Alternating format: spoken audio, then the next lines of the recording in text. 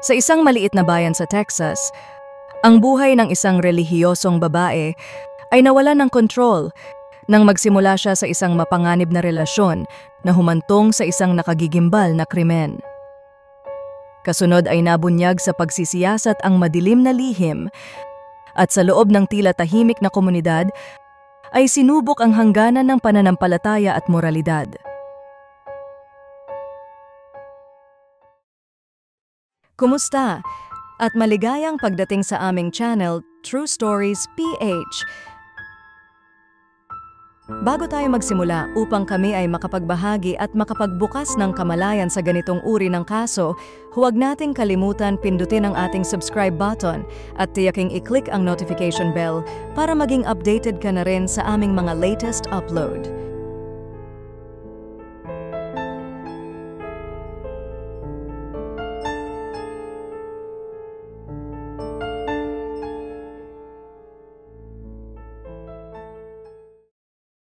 Si Candy Montgomery ay itinuturing na isang normal suburban housewife. Siya ay ikinasal kay Pat Montgomery kung saan nagkaroon siya ng 2 anak, isang anak na lalaki at isang anak na babae.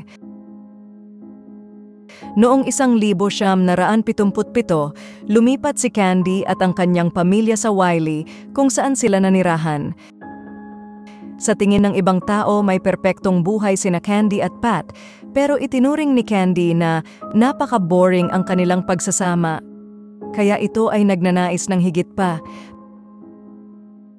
Pagkatapos manirahan sa kanilang bagong tahanan, nagsimulang dumalo si Candy sa Methodist Church of Lucas. Sa isang church service, nakilala niya si Betty at sila ay naging matalik na magkaibigan. Tulad ni Candy, si Betty Gore ay may asawa at isa rin ina na nakatira sa Dallas. Noong Enero 1970, pinakasalan niya si Alan Gore. Nang ipinanganak ang kanilang unang anak, kumuha ng trabaho si Alan sa isang electronics corporation na tinatawag na Rockwell International. Noong 1976, si Betty ay nagturo sa isang elementary school, ngunit hindi siya naging masaya sa kanyang trabaho nang nagtagal. Hindi niya kinaya ang mga pasaway na estudyante at kasabay nito ay hindi niya kayang maiwang mag-isa sa bahay kapag kailangang bumiyahe si Alan. Sa kabila nito, nagpasya si Betty at Alan na magkaroon ng pangalawang anak. Sinimulan niyang planuhin ang kanyang pagbubuntis hanggang sa eksaktong linggo upang ang sanggol ay ipanganak sa kalagitnaan ng summer at hindi na niya kailangang magpahinga sa pagtuturo. Noong summer ng 1978, sa panahon na may larong volleyball sa simbahan, literal na nagkabanggaan sina Candy at Alan sa isa't isa habang naglalaro sa parehong bola. Naakit si Candy kay Alan at nagsimulang magpantasya ng pakikipagrelasyon sa kanya. Isang gabi pagkatapos ng practice ng choir, nilapitan ni Candy si Alan, sakay ng kanyang sasakyan at sinabing matagal na niya siyang iniisip at gusto niyang malaman kung siya din ba ay nagugustuhan nito. Pareho ang kanilang naging atraksyon sa isa't isa dahil si Alan din pala ay naiisip na si Candy ay isa sa mga pinakakaakit-akit na babae sa simbahan. Una nang tinanggihan ni Alan ang alok dahil si Betty ay ulit nagbuntis at magiging hindi patas ito para sa kanya. Pero hindi nagtagal, binigyan din niya ng halik si Candy. Pagkalipas ng ilang buwan, nagkita silang muli sa ika-29 na birthday ni Candy, kung saan tinalakay nila ang mga detalye ng kanilang nakaplanong pagsasama at napagkasunduan na kung maging masyadong malalim ang kanilang mga emosyon sa isa't isa, ay tatapusin nila agad ang kanilang relasyon. Opisyal silang nagsimulang magkaroon ng relasyon noong Disyembre 12, 1978 na nagpatuloy ng ilang buwan. Habang si Candy ay nakokonsensya dahil sa kanyang pagkakasala kay Pat, hindi siya kailanman nakaramdam ng pagkailang sa paligid ni Betty. Siya ay tumulong pa sa ginanap na baby shower para kay Betty. Ipinagpatuloy ni Candy at Alan ang pag-iibigan Kahit na nanganak na si Betty noong Hulyo 1979, ngunit di nagtagal, nagpasya sina Alan at Betty na ayusin ang kanilang relasyon at tinapos naman ni Alan ang kanyang relasyon kay Candy.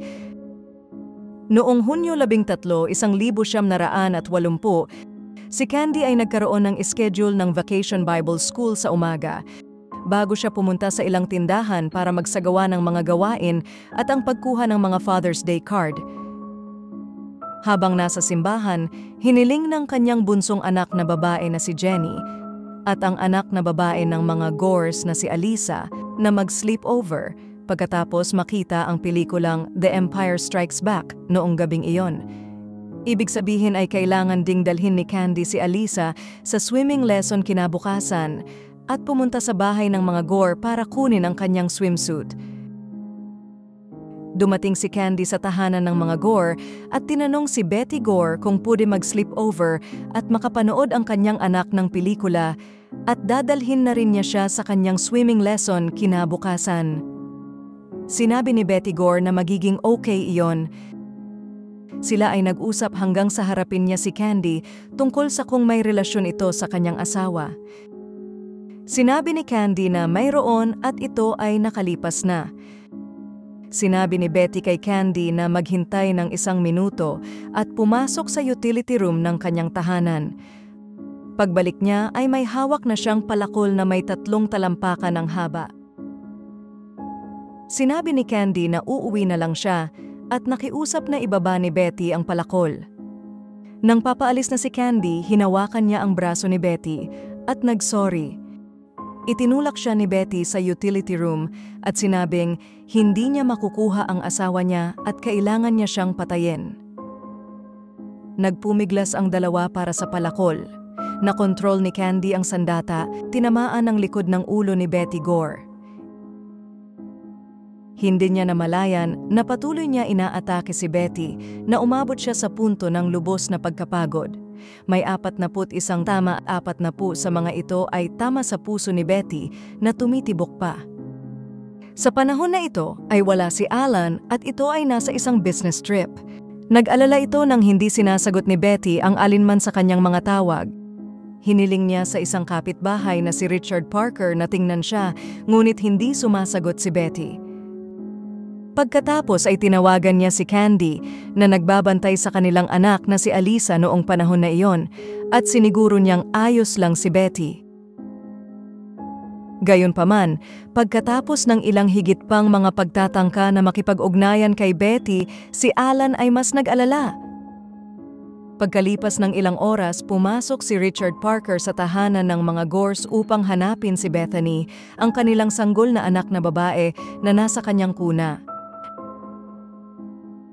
At kalaunan ay nakakita ng nagkalat na dugo na humahantong sa pintuan ng utility room. Ipinaalam ni Parker kay Alan na patay na si Betty sa pag-aakalang siya ay binaril. Nataranta at muling tinawagan ni Alan si Candy bandang 11:30 ng gabi.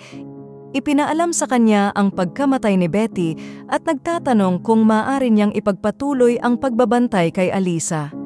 Sumang-ayon siya at kalaunan ay umiyak sa asawa niyang si Pat. Kinaumagahan, iniulat ng pulisya na pinatay si Betty gamit ang palakol at nakakita sila ng duguang bakas ng paa sa bahay. Nang malaman ang balitang ito, gumamit si Candy ng isang gunting para putulin ang kanyang rubber sandals na sinabi ng mga taga-usig na ginawa upang sirain ang anumang ebidensya. Bilang huling taong nakakitang buhay si Betty, si Candy ang naging pangunahing suspect sa kanyang pagpatay. Ilang beses siyang tinanong ng mga pulis at bagamat tila hindi makapag-alibay, nagbago ang lahat ng aminin ni Alan na may relasyon siya kay Candy. At dahil dito ang mga pulis ay nagkaroon ng idea ng motibo sa pagpatay. Inaresto si Candy at kinasuhan ng pagpatay kay Betty at ito ay kanyang itinanggi. Kalaunan ay pinalaya siya dahil sa piyansa. Binigyan siya ng buong suporta ng kanilang simbahan kung saan kinuha niya ang abogadong si Don Crowder upang kumatawan sa kanya. Nang maglaon, nagpalista si Crowder sa isang psychiatrist at clinical hypnotist na si Dr. Fred Fason upang alamin ang mga alaala ni Candy mula noong gabi ng pagpatay. Sa pamamagitan ng ilang mga sesyon ng hypnosis, sinabi ni Fason na natuklasan niya na si Candy ay nakaranas ng trauma mula sa kanyang pagkabata na humantong sa kanyang galit. Nagawa rin niyang pagsama-samahin ang nangyari noong gabi ng pagpatay kay Betty at kalaunan ay ikinuwento ni Candy sa kanyang paglilitis noong Oktubre 1980 na pinagtanggol lang niya ang kanyang sarili. Sa kanyang testimonya, inakusahan niya na noong Biyernes, Hulyo 13, 1980, kinumpronta ni Betty si Candy tungkol sa relasyon nila ni Alan.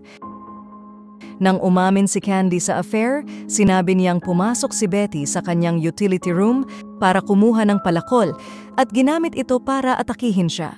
Sinabi ni Candy na kalaunan ay nakontrol niya ang palakol at natamaan si Betty habang patuloy na nagpupumiglas ang dalawa. Dahil sa galit, hinampas ni Candy si Betty ng 41 beses at huminto lamang siya nang siya ay napagod. Ibinigay ni Candy ang kanyang testimonya noong Biyernes at noong sumunod na Miyerkules, narinig ng hurado ang mga huling argumento at binigay ang hatol nito sa araw ding iyon.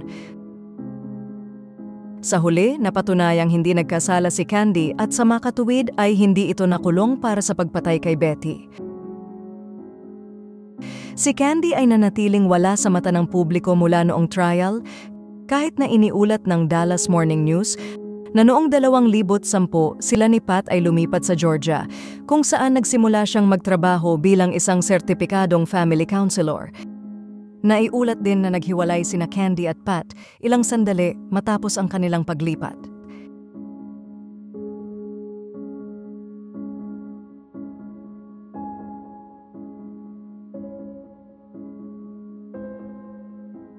Ano ang masasabi niyo sa naging kwento ni Candy? Iwanan ang inyong komento sa ating comment section. Huwag kalimutan mag-subscribe at magkita-kita tayo sa susunod na kwento.